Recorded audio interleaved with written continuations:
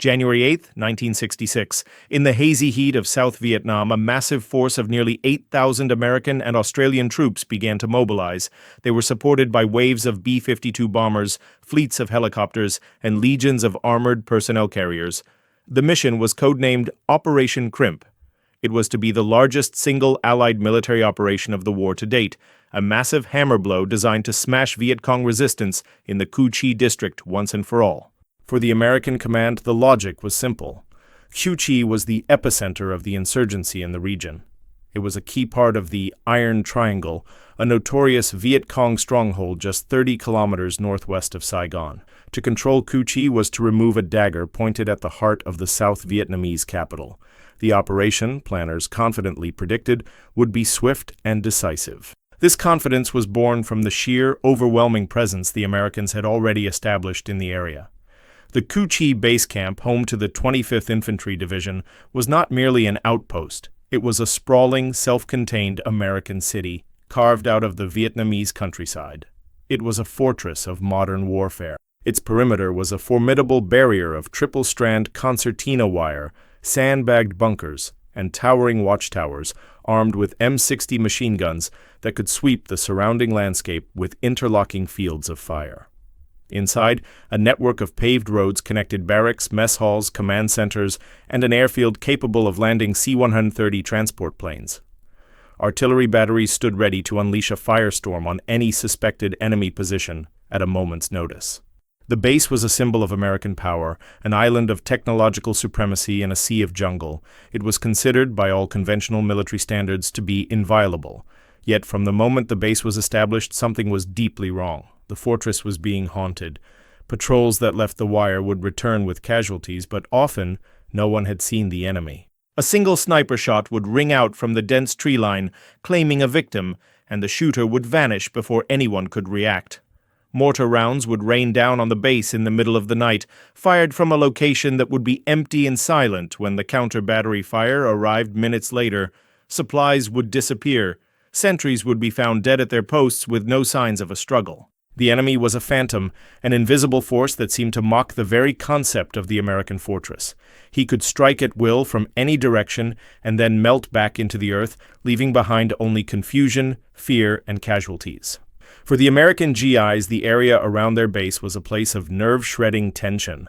The Viet Cong were everywhere and nowhere. The American strategy of search and destroy was proving to be a frustrating and often futile exercise. They would sweep through a village, find nothing, and be ambushed on the way back to base. They would call in airstrikes on suspected enemy locations, only to find empty craters and no bodies. The enemy was a ghost, a whisper in the trees. The Americans controlled the ground they stood on, but they controlled nothing else. This deep, gnawing mystery of how the VC could operate with such impunity right under the noses of a massive American division was a problem that had to be solved. And the answer, when it finally began to reveal itself, was more incredible and more terrifying than anyone in the American High Command could have possibly imagined. The answer was not in the jungle, it was under it. The tunnels of Cu Chi did not begin with the American War. Their origins were far older, a testament to a long and brutal history of resistance. They first appeared during the 1940s, during the Vietnamese struggle for independence against their French colonial rulers. In the beginning, they were simple holes, individual shelters dug by farmers to hide from French patrols. They were root cellars, caches for storing rice, and secret places to hold village meetings.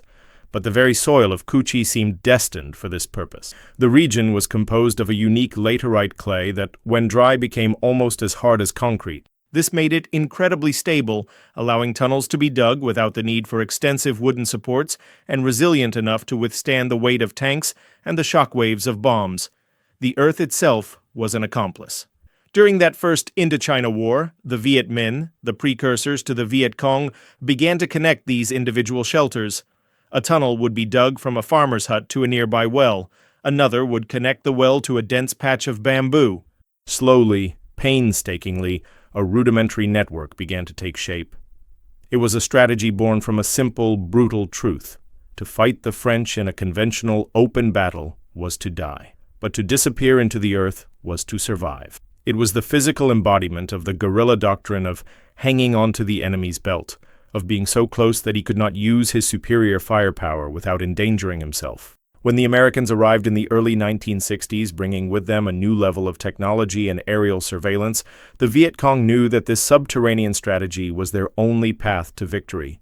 The small, scattered tunnels of the French era were no longer sufficient. What was needed was a fortress, an invisible fortress, and so began one of the most ambitious and arduous engineering projects in the history of warfare. The expansion of the tunnels was a monumental undertaking, carried out almost entirely by hand. There were no drilling machines, no advanced equipment. The primary tools were simple, short-handled hoes and bare hands.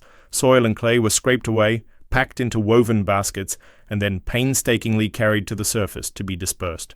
This dispersal was a critical step. Piles of fresh dirt were a dead giveaway to American aerial observation. So the excavated soil was scattered in thin layers in rice paddies, dumped into rivers under the cover of darkness, or used to fill bomb craters. The entire operation was a masterpiece of camouflage and secrecy, and it was an effort of the entire population. This was not just the work of dedicated guerrilla fighters, it was the work of the people. Farmers would work their fields by day and dig by night. Old women and children would carry baskets of dirt. The tunnels were a community project, a symbol of total collective resistance. This deep integration with the local populace was something the Americans, who saw the world in terms of clear lines between civilians and combatants, would never fully comprehend. In Cu Chi, the village and the battlefield were one and the same. As the network grew, so did its complexity. The initial design was a single, simple tunnel, but this was vulnerable. If the French or Americans found one entrance, the entire tunnel could be compromised. So the VC began to innovate. They created multiple levels. The first level, just a few meters below the surface, was the main artery for fighting and communication. Below that, a second and sometimes even a third level, up to 10 meters deep, was dug. These deeper levels housed command centers, hospitals, weapons factories, and sleeping quarters. The levels were connected by narrow, trapdoored passages, often concealed at sharp, 90-degree turns. The tunnels themselves were a brutal, claustrophobic environment, deliberately designed to be inhospitable to the larger stature of the American soldier. They were often no more than a meter high and less than a meter wide, forcing a man to crawl on his hands and knees. The air was hot, stagnant, and thick with the smell of sweat, soil, and human waste. It was a world of absolute darkness, a world inhabited not just by soldiers but by scorpions, spiders, fire ants, and venomous snakes, which the guerrillas often tolerated as a natural part of their defensive system. The true genius of the tunnels, however, was in their entrances and defensive systems. A tunnel entrance, or hatch, was a masterpiece of deception. A small wooden trapdoor, just big enough for a slender man to squeeze through, would be covered with a thin layer of dirt and then masterfully camouflaged with leaves or transplanted vegetation. They were often placed in seemingly innocuous locations, under a pigsty, at the base of a termite mound, inside a villager's kitchen hearth, or even underwater at the edge of a river. Finding one was like finding a single, specific leaf in an entire forest, and every inch of the network was protected. The tunnels were riddled with booby traps, simple punji pits at the entrances, side-closing traps in the narrow passages, tripwired grenades set at sharp corners. There were even U-bends in the tunnels, sections that dipped down and then up again, which could be filled with water to block the spread of tear gas, a common American tactic for clearing tunnels. The entire complex was designed not just as a place to hide, but as an active, lethal weapon. It was a subterranean fortress, a city of ghosts. The first American encounters with this reality were baffling. A patrol would be fired upon, they would return fire, and the enemy would simply vanish. They would search the area and find nothing but empty rifle casings on the ground. The first discoveries were often accidental.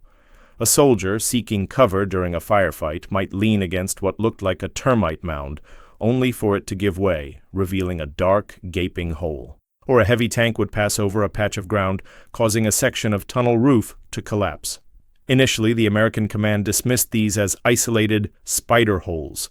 But as the reports mounted, as captured VC began to talk under interrogation, a horrifying picture began to emerge. This was not a collection of holes, it was a network, a vast interconnected labyrinth that, according to some estimates, stretched for over 250 kilometers. It was an underground city of resistance, right under their multi-million-dollar base camp. This was the context for Operation Crimp in January of 1966. The Americans were no longer just hunting ghosts in the jungle. They had found their lair. The plan was simple and brutal: locate the tunnel entrances, pump them full of tear gas to drive out the enemy, and then send in demolition teams to destroy the network with high explosives. They would, in essence, collapse the underworld. The GIs and Australian soldiers who moved into the Cu Chi district that morning were confident. They were a hammer, and they had finally found the nail. What they didn't know was that they were about to hammer a hornet's nest, and the hornets were about to swarm. The true claustrophobic horror of the tunnel war was about to begin. As the first days of Operation Crimp unfolded, the American and Australian troops on the ground quickly realized that they were facing a challenge unlike any other in modern warfare. Their training had prepared them for firefights in the open, for ambushes in the jungle, and for assaults on fortified positions they could see. Nothing had prepared them for a war against an enemy who lived beneath the earth. The initial discoveries of tunnel entrances were met with a mixture of curiosity and frustration. The entrances were maddeningly small, often no wider than a man's shoulders, and they were everywhere. The entire Cu Chi district, it seemed, was a honeycomb of hidden passages. The standard operating procedure was crude but followed the American doctrine of overwhelming firepower. First, they would try to flush out the enemy. Engineers would pump massive quantities of CS gas, a potent form of tear gas, into the entrances, hoping to drive the Viet Cong out into the open, where they could be dealt with. Sometimes this worked. A few dazed and gasping guerrillas would emerge, only to be cut down by waiting machine guns. But more often than not, nothing happened. The gas would be pumped in, and the jungle would remain silent. The VC, with their knowledge of the tunnel's U-bends that could be filled with water to block gas, and their simple but effective cloth masks soaked in urine, could often wait out the chemical assault in the deeper, better ventilated levels of the complex. The next step was destruction. Once an entrance was secured, combat engineers would place large satchel charges of C4 plastic explosive inside the opening and detonate them. The resulting explosion would shake the ground and send a plume of dirt and smoke into the air. The soldiers would mark the collapsed entrance on their maps, believing they had sealed a section of the network, and move on. But this was a futile game of whack-a-mole. For every entrance they destroyed, there were 10 others nearby, and the resilient clay of Cu Chi often absorbed the blast, leaving the deeper levels of the tunnel system completely intact. The VC would simply dig their way back to the surface a few meters away, often within hours. The Americans were not destroying the fortress, they were merely knocking on its countless doors. Frustration within the American command grew. They were sitting on top of the enemy's headquarters, yet they were unable to strike a decisive blow. They needed intelligence. They needed to know what was down there. How large was the network? Where were the command centers, the supply depots, the hospitals? Sending a fully equipped American GI into the tunnels was out of the question. At an average height of nearly 6 feet, most were simply too large to fit, let alone fight, in the claustrophobic confines. Their bulky equipment, including backpacks and helmets, would get snagged on the narrow walls. In the darkness, their powerful M16 rifles were too long and unwieldy to be effective. The American soldier, a titan on the surface, was a clumsy giant in this subterranean world. It was out of this desperate need for intelligence that a new, unofficial type of soldier was born. They were not selected by a formal command structure. They were volunteers chosen by a process of natural selection on the battlefield. They were invariably the smallest, wiriest, and bravest men in their platoons, often of Hispanic or European descent, men who could fit where others could not. They armed themselves not with rifles, but with pistols, usually a .45 caliber M1911 or a simple revolver. Their only other equipment was a flashlight, often held in the same hand as their weapon, and a knife. No backpacks, no helmets. Just a man, a pistol, and a sliver of light against an infinite darkness. They were given a grim but fitting nickname, the Tunnel Rats. The job of a tunnel rat was arguably the most terrifying mission in the entire Vietnam War. It was a descent into a primal, claustrophobic hell. After an entrance was found and secured, the tunnel rat would take a deep breath of the hot, humid air of the surface, and then slide, feet first, into the blackness. The moment he was inside, he was utterly alone, cut off from his comrades, his only connection to the world above the sound of his own ragged breathing. The physical and psychological stress was immense. He had to crawl on his hands and knees through passages so tight that they scraped against his shoulders. The darkness was absolute, broken only by the narrow, bouncing beam of his flashlight. Every sense was on high alert. The air was stale and foul, reeking of damp earth, cordite, and unwashed bodies. The silence was punctuated by the drip of water, the scuttling of unseen creatures, and the frantic pounding of his own heart. He was not just in enemy territory, he was inside the enemy's body, an intruder in a hostile organism, and that organism was designed to kill him. The Viet Cong did not leave their homes undefended. The tunnel rats faced a multi-layered defense system. The most immediate threat was the booby trap, a tripwire connected to a grenade placed just around a sharp corner, a punji pit hidden under a thin layer of dirt on the tunnel floor, or, in a particularly cruel twist, a venomous snake, such as a bamboo viper, would be tied to a piece of bamboo inside a small alcove. When a tripwire was snagged, it would release the bamboo, dropping the angry snake directly onto the intruder. The tunnel rat had to move with an almost zen-like slowness, his free hand constantly probing the walls, floor, and ceiling ahead, feeling for the telltale tension of a wire. If he survived the traps, he then faced the possibility of a direct confrontation with the tunnel's inhabitants. The Viet Cong were ghosts on the surface, but they were kings in their own domain. They knew every turn, every hiding spot, every escape route.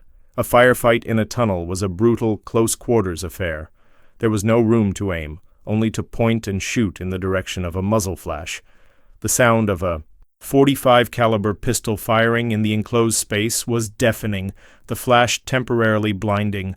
It was a fight of pure, primal instinct. But the greatest fear of every tunnel rat was not the traps or the enemy soldiers. It was the unknown.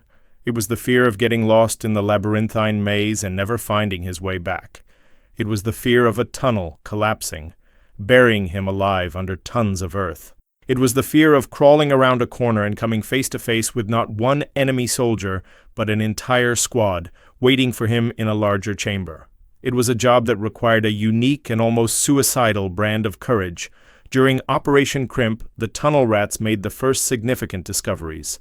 They found rooms filled with maps and documents, revealing the Viet Cong's command structure. They found underground hospitals, complete with surgical tables and supplies. They found armories, caches of weapons and ammunition. They found kitchens with smoke cleverly vented to the surface through disguised termite mounds. They were mapping the anatomy of the invisible fortress, but they were paying a heavy price. The casualty rate among the tunnel rats was astronomical. For every piece of intelligence they brought back, it seemed another man was lost to the darkness. The VC adapted quickly to their presence. They began to design traps specifically for the tunnel rats. They created false tunnels that led to dead ends filled with explosives. They set up ambush points at junctions where a guerrilla could fire down a passage and then disappear into another before the tunnel rat could even react. The stories that emerged from these descents were the stuff of nightmares. Men spoke of crawling over the bodies of enemy soldiers in the dark, of coming face to face with venomous snakes, of firefights so close they could feel the heat from the enemy's muzzle flash. One of the most famous tunnel rats, an Australian named Captain Sandy McGregor, described a moment of sheer terror when, deep inside a tunnel, his flashlight died. He was plunged into absolute, total blackness, lost and alone, forced to feel his way back with his hands, expecting at any moment to touch a tripwire or the face of an enemy soldier. Operation Crimp officially ended after 2 weeks. On paper, it was declared a success. The official body count listed nearly 2,000 Viet Cong killed. A significant number of tunnels were destroyed. But the American command knew the truth.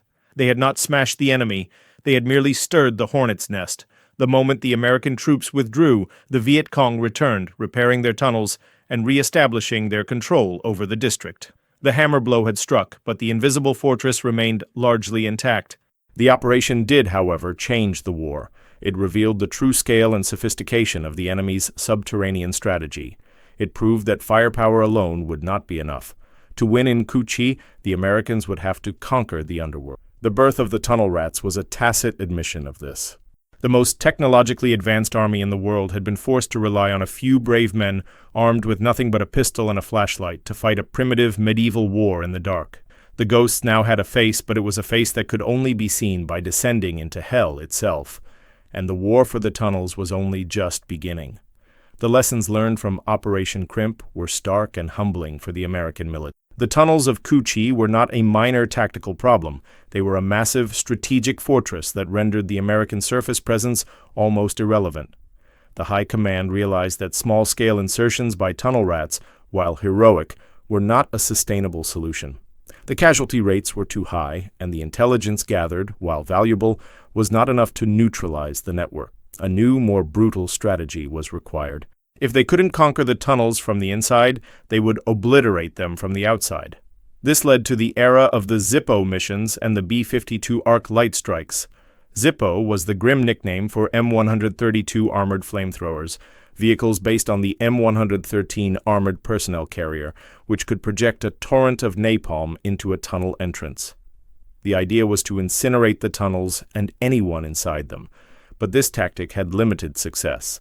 The intense heat rarely penetrated deep into the multi-leveled complexes, and the VC's clever use of trapdoors and water-filled U-bends often contained the flames to the upper levels.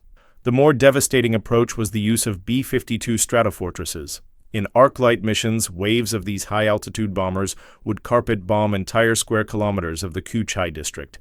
Each B-52 could carry over 100 500-pound bombs. The resulting explosions would shake the earth like a massive earthquake, collapsing sections of the tunnels and creating a moonscape of overlapping craters on the surface. For the Viet Cong inside the tunnels during a B-52 strike, the experience was beyond terrifying. The ground would heave, the air would be sucked from their lungs by the concussive force, and the roar of the explosions would be a continuous, deafening thunder. Many were killed by cave-ins, buried alive in the very fortress they had built. Yet, incredibly, the tunnel system as a whole survived. The deep, reinforced command bunkers and hospitals often withstood even direct hits. The sheer redundancy of the network meant that if one section was destroyed, it could simply be bypassed, and for every crater of B-52 left on the surface, the Viet Cong gained a new, pre-dug source of soil and camouflage for their next construction. The American war of attrition was met by a Vietnamese war of regeneration. The psychological toll of this subterranean existence on the Viet Cong was immense. They lived in a world without sun, a world of constant dampness and darkness. Diseases like malaria, parasites, and skin infections were rampant. Food was scarce, often consisting of little more than boiled tapioca and rice. They suffered from profound vitamin deficiencies and the constant nerve-shredding stress of living under the threat of bombs, gas, and the sudden appearance of a tunnel rat in their midst. But their will was unbreakable. The tunnels were more than a military facility. They were a symbol of their national identity, of their refusal to bow to a foreign power. To abandon the tunnels would be to abandon the revolution itself. This subterranean fortress was the key to one of the most significant events of the entire war, the Tet Offensive of 1968. For months leading up to the offensive, the tunnels of Cu Chi served as the primary staging ground. Thousands of Viet Cong troops, along with tons of weapons, ammunition, and supplies, were secretly infiltrated and marshaled in the hidden chambers right under the noses of the 25th Infantry Division. The tunnels were the invisible highway that allowed the VC to position a massive assault force on the very doorstep of Saigon without being detected. When the offensive was launched, American commanders were stunned by the scale and ferocity of the attacks on the capital. They could not comprehend how the enemy had managed to assemble such a force in secret. The answer was simple. They hadn't come from the jungle. They had come from the earth. The Tet Offensive, while a military failure for the Viet Cong in the short term, was a resounding psychological and political victory. It shattered the American public's belief that the war was winnable and dramatically turned the tide of opinion against the conflict. And this pivotal moment in history was launched from the dark, cramped tunnels of Cu Chi.